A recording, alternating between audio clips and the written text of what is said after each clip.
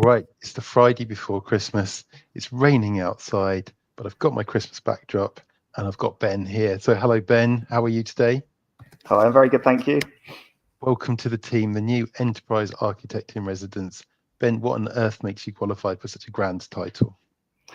Well, yeah, quite a long story. I started out way back when doing computer repair and call outs and sort of hotel IT support and things like that. That was in the late 90s and early 2000s.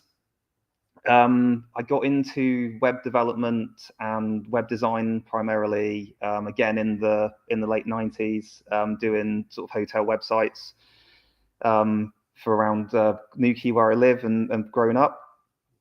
And then I took a job with a local agency, and we were manually running a website for local ports to help the tourist industry, which was called Destination Southwest, doing it all through Dreamweaver without any content management system or anything like that, around about 2000, 2001. And got to the point where we had sort of up to a couple of hundred pages maybe, and all of the links and navigation menus were in every single page, and it was growing into a bit of a nightmare to update. And we thought this would be great to have some code to generate these common parts. So started writing a bit of VB script, and in hindsight, when I applied for an InfoSec job, I traced back from the Wayback Machine, and that went live in 2002 when the extension changed from .html to .asp. And that was kind of my first production system that went live.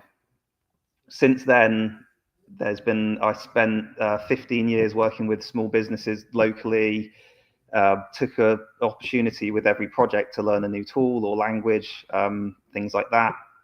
That grew to, well, depending where you draw the line between markup and programming language, sort of 10 to 15 languages. And then for the last 7, I've been building large-scale platforms for enterprises, particularly around fintech, which tend to be event-driven, microservice-orientated systems, where you can break complex things down into small parts, and you can then just refine the cogs individually, and have a lot less risk in terms of breakage and fun when you do deployments and things like that. And yeah, through that, I've always been self-taught. None of it was from academia, really. It was just playing and trying different things and working with different clients and things like that. So there's a wealth of knowledge across quite a broad set of subjects and languages and approaches and different bits and pieces. So in the kindest possible way, you've just told me you're a bit of a geek, right? Yeah. Yeah, it's a much more short and concise way of saying that. Yeah. Yeah, you're obviously building up the Cornish complement to the In Residence team as well. So this is fantastic. And I know you from Flomo, right? So you're with Kev there in Newquay. Yep. When people in the community are watching this and they're thinking, like, what should I be calling Ben about? Particularly, if you compare the CTO in Residence and the Enterprise Architect in Residence, we've called them different things for a reason, right? So what is it you want people to be contacting you about in these ad hoc bookings? Yeah, so I really like sort of understanding different problem domains. I've worked a lot drawing up specification for other jobs that have gone out to tender and things. So if there's some technical aspects that you're struggling with, or people have said things that you're not quite sure and you want to vet it or check anything like that, I love to talk it through with you. That can be sort of current problems or things that you're thinking about into the future. Try and take a process where, certainly initially, until you're confident in sort of business requirement, to not build if possible, and see what can be done with what you've currently got. And then if it's more business to business, where people tend to be less forgiving, we can do audits and check out on your technical readiness, see if things around compliance have been ticked, and other aspects, as well as security and scalability as well. So yeah, quite a lot across the board. But I do, yeah, very much a geek and technical background, but really like approaching things from a person perspective. And at the end of the day, all of these things that we build are for people to use. They're not for machines to use. So you've got to have that sort of mindset first and foremost, I think. Fantastic. Now, when I asked Matt, the CTO in residence, how you and he were next to each other, the first thing he said to me was, well, people should call Ben when they're really interested in the code because he codes better than me. And I thought that was really interesting as a starting place, right? So what would you say in return? Like if somebody's sitting there with two profiles in front of them, they've got Matt's and they've got yours, why should they be calling you rather than him? Not that there's a competition, but just so they know which call to make first, right?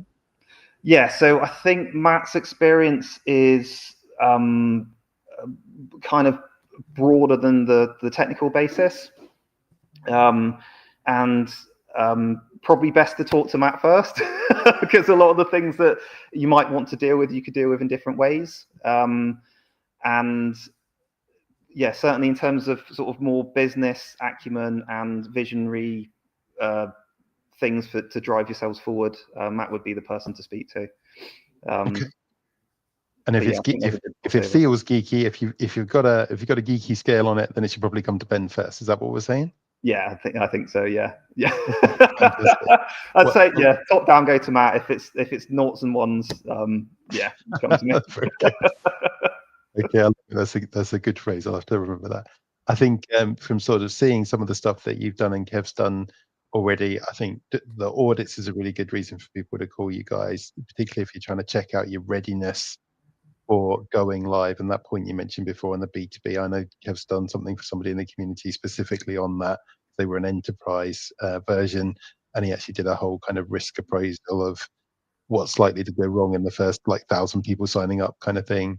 And I think sometimes for non-technical founders in our community, it can sometimes feel like the tail's wagging the dog, where they end up with all these technical questions, which all they really want to do is make people happy and get the first 100 customers on their platform. So yeah, I know you've already translated one of those quite recently and sort of helping to turn around that situation. So I think those are really good reasons for enterprise architect in residence to get the call. Thank you so much. Merry Christmas to you. Welcome to the team. Look forward to collaborating. And of course, the thing we should mention at the end is it's demo nights in Cornwall this year, right? So you're going to be part of that. Yeah, looking forward to it. Those? Yeah, that'd be brilliant. I used to do a fair bit with Software Cornwall, so it'd be great to sort of get back into that as well. Really looking forward to it. Really excited. I mean, we did that first one in the cinema this year, sorry, and there's going to be 4 this year, including Slush Cornwall again. So very excited, and thank you very much for taking that one on too. All right, Merry Christmas, everybody. Thanks very much, and welcome, Ben.